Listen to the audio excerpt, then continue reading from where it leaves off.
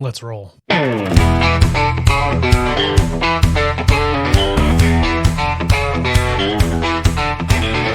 Hello and welcome to the Must Read Alaska Show. Here you get relevant and timely content you won't find anywhere else. You can learn more by going to mustreadalaska.com, and this show can be found on YouTube, Facebook, X, and your favorite podcast site. Let's talk truth about politics, the economy, and all things Alaska.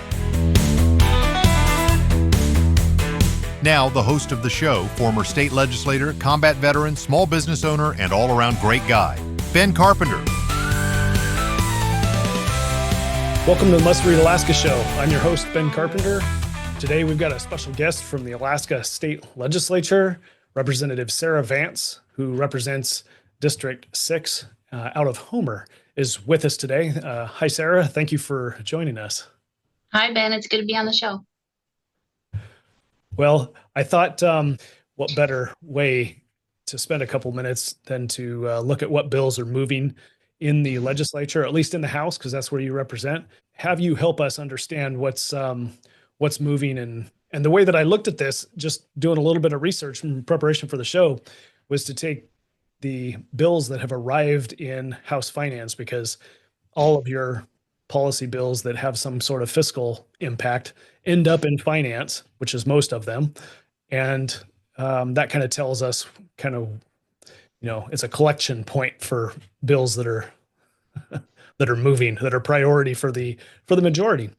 As I was looking here, the first bill that made it to House Finance and actually has made it through the whole complete process and got sent off to the governor is the Railroad Corporation Financing, which established authority for them to bond for some repairs to the dock out there. And that's already been sent to the governor, if I'm not mistaken. Yes, and he communicated on social media that he supports it, so he's going to be signing it into law. Oh, very good. Okay. Well, that's good news, I guess, for the Seward dock and those user groups that use the Seward dock.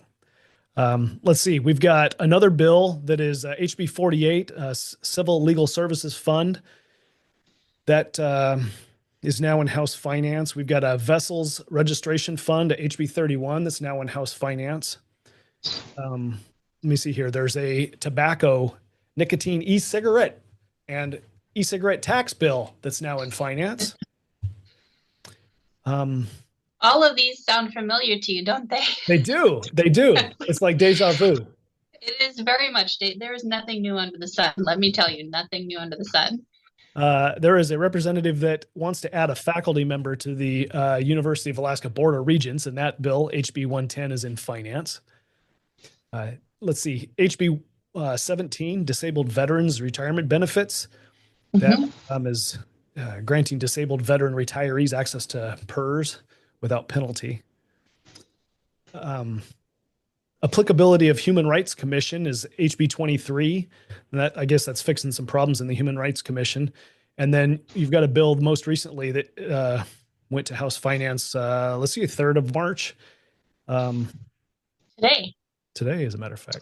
HB 34, Alaska Innovation Council. And as I was looking at this, with the exception of the House Bill 36 and House Bill 73, which are dealing with children in state psychiatric care and people with behavioral health issues, and the commercial fisherman bill, all of these other bills are dealing with government employees or nonprofit employees or those seeking government grants.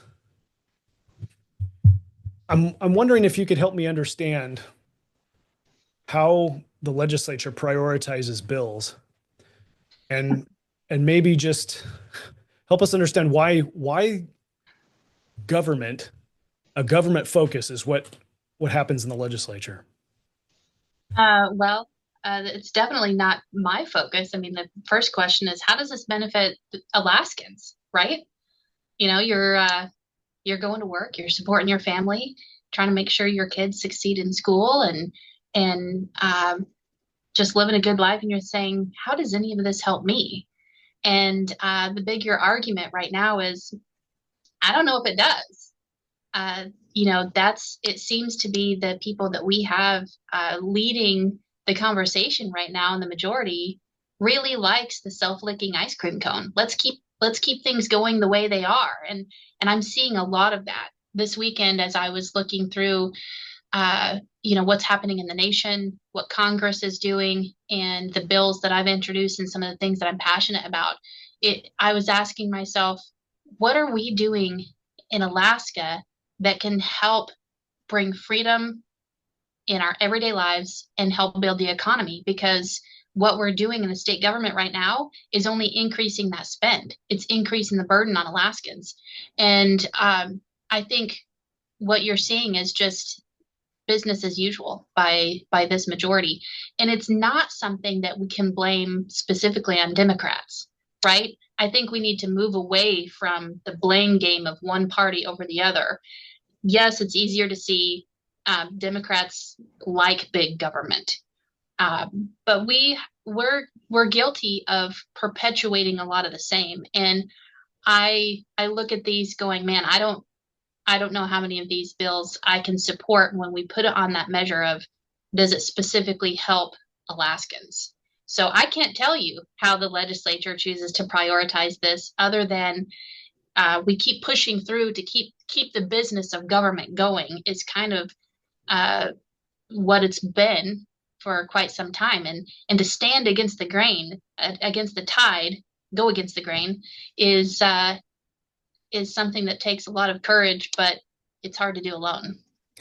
HB 69, which is the education funding bill that proposes to increase the BSA, Base Student Allocation, isn't, I guess the House Education Committee just refused to amend that bill with any sort of policy issues and wanted to keep it a straight appropriations bill. But as I look at the bills that are moving right now, I don't see anything that is education policy related that's moving at the same time as an education funding piece. Is there something in the works that is being discussed that possibly just hasn't made it yet, or what are you seeing? The Republicans are talking about policy reforms that we do want, because we know the majority will pass a funding bill.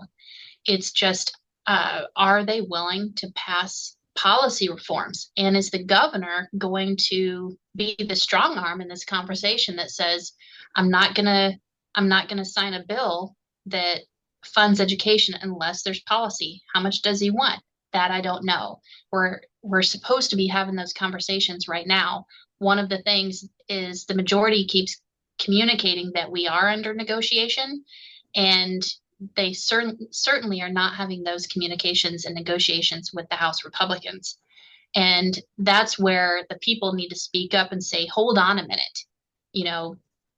We're not being represented in this conversation on education, and we want to see that happen. So House Rules has the education bill in it and has told people that they are going to have a committee substitute. They will be making a change to it. What we know is what they've put out in the public is that they expect to have about $1,000 BSA. But I don't know what all the changes that they want, because I look at the fiscal note for that, and the public needs to understand this isn't just an inside the formula $1,000 BSA.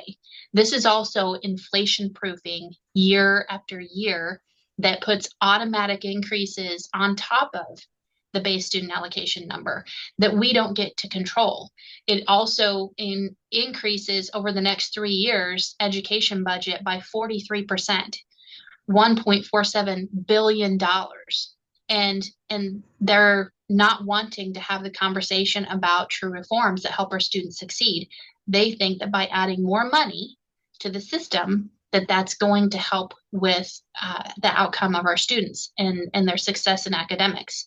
And that's the concern right now is, okay, not only can we not afford this, but are we really having the conversation about what it's going to take to help our students succeed? And the answer is a big fat no. And it's highly disappointing because, again, it's business as usual. If we just give more money, then everything's going to be okay. And, I keep asking the public to be engaged in this conversation, because if they don't speak up, we're going to lose this, and it will be business as usual. And you look at this fiscal note, and you just wonder how it's based in reality when we're looking at our budget and what the legislature can control. And we're basing it off of the CPI, the Consumer Price Index. That is not fiscally responsible. It's not something that the legislature can control. And it's much more than just what people are hearing in the public as the base student allocation number. Some members of the legislature say it's time for some form of taxation, whether it's oil taxes or income taxes. Who pays for these bills that are increasing spending over the next few years, especially for education? I know House Bill 78 sitting in finance. Actually, it never went to a policy committee, so we don't even policy conversation. That's the defined benefits bill. Who pays for this? Well, it's going to be our children, their grandchildren. People forget that just because we don't pay a state income tax, they act like we don't pay. And right now, this for just the education bill, the way that they have proposed, it will take all of the dividend and still leave a deficit, meaning we'll have to either draw from savings, which this majority has said they won't do, or increase taxes somewhere. And that means that we always pay. So automatically out of the gate, we don't have enough money to fund what it is that they're promising. That's not even including the conversation around the defined benefits bill. And there's speculation about how much that will cost, but we still don't. I looked up and there's no clear fiscal notes on that policy still. Do you know if an actuarial has been produced for that bill yet? No, I was looking up again today, and the last number that they had was from August of 2024. That was speculation of costing around $1 billion. So I don't know that they've produced anything else yet. I was really surprised to see that they don't have, there's only one fiscal note from the Department of Administration on that right now, but we know that we still have at least $6 billion in unfunded liabilities from the previous defined benefits. And this goes to the bigger conversation right now, is that you have a lot of people in government and those who are very pro-government wanting security. They're wanting the sure deal, defined benefits. They want it guaranteed. Increase in the base student allocation inside the formula. They want it guaranteed that these schools are going to have whatever money they need. Well, folks, that's not living in reality. Nothing is guaranteed except for death and taxes, right? And that is the unfortunate place that we will go if we support these policies at face value, is that we will be ending up with taxes that is burdensome on the least among us, the people who can't afford it. And it's happening now. And you've talked about this more than anyone, and your name is still being mentioned right now in the legislature because of talking about this, that, there's a fiscal plan that we're on, but people aren't aware of it. And it's taking of the dividend, which is the people's money, to pay for these things, but they aren't having a fair shake at the conversation to shape it the way that they want. Yeah, I hear friends and people around talk about this, the shrinking PFD. And there are some people that are well off. They've got good jobs or well off in retirement, who say, what doesn't really matter.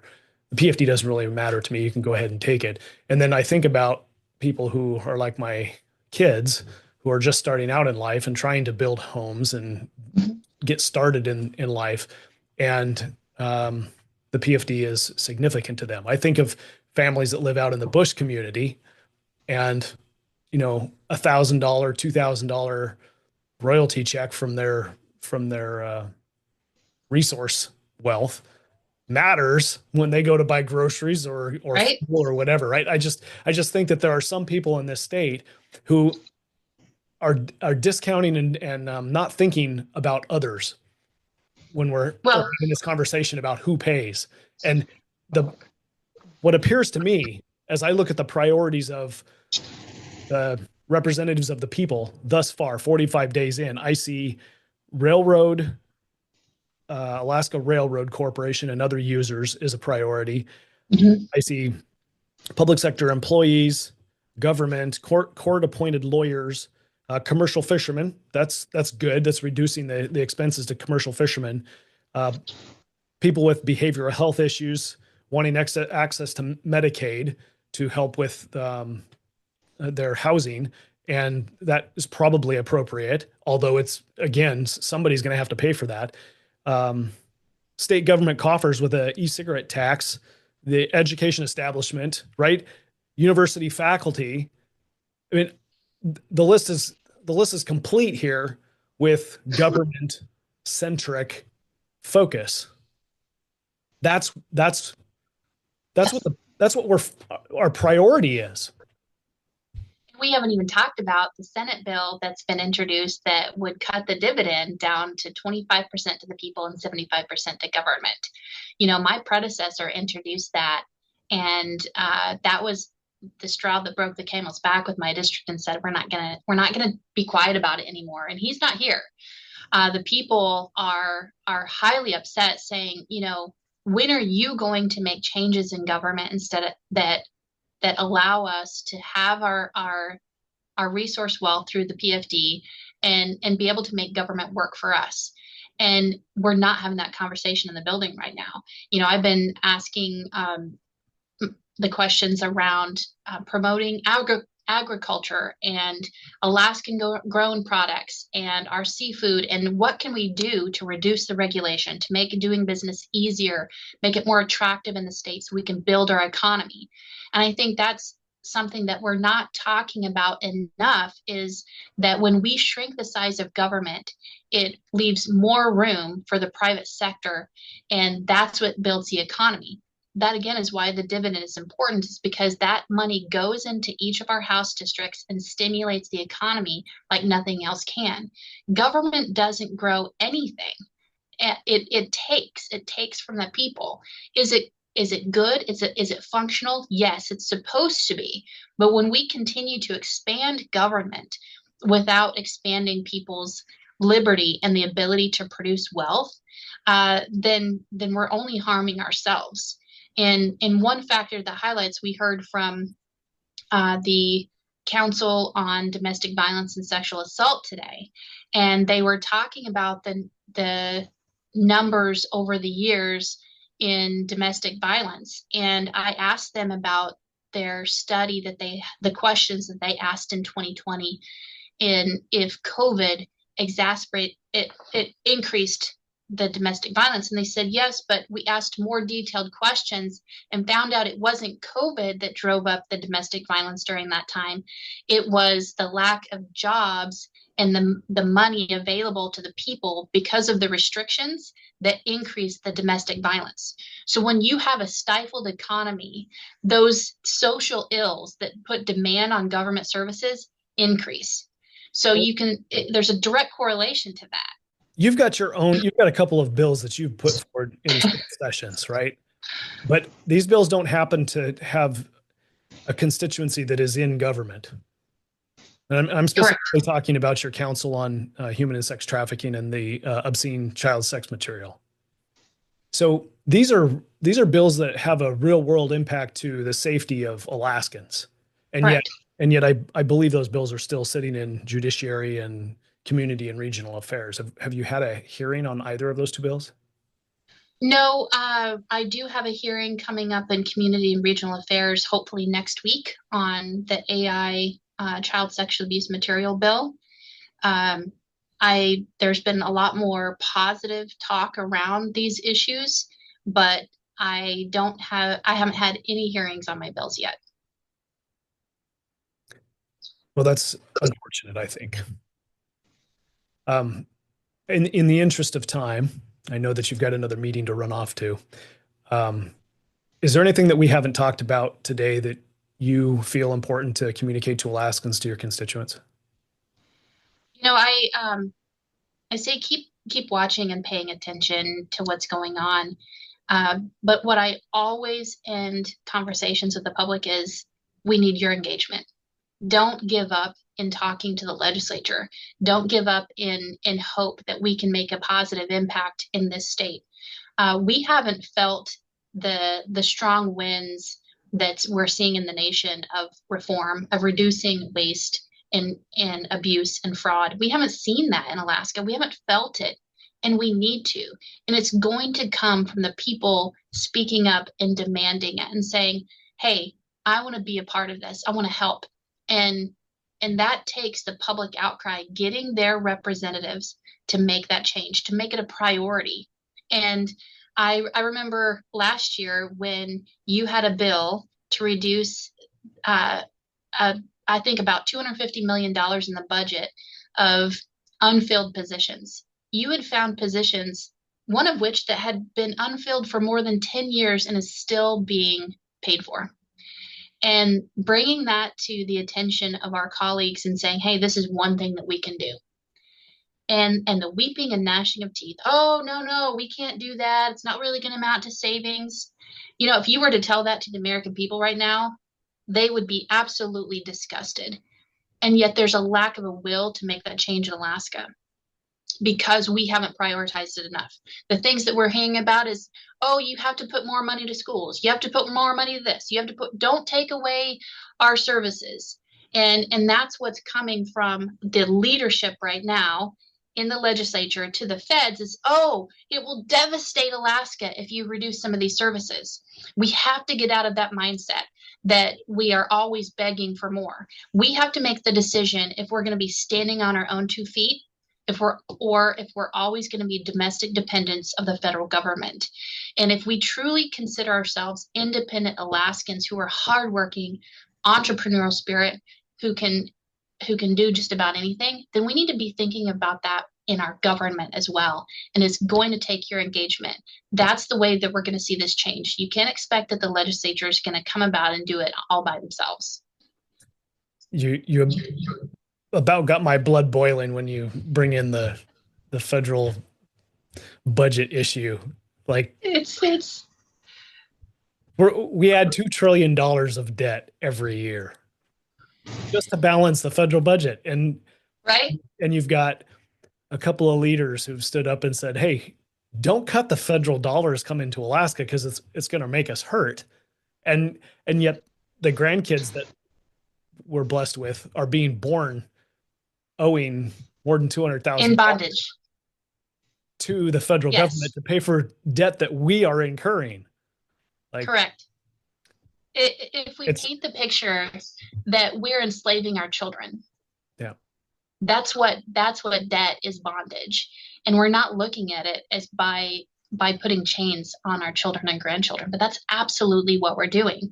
And us acting in fear as the state of Alaska as, oh my goodness, we're going to lose this money in our budget.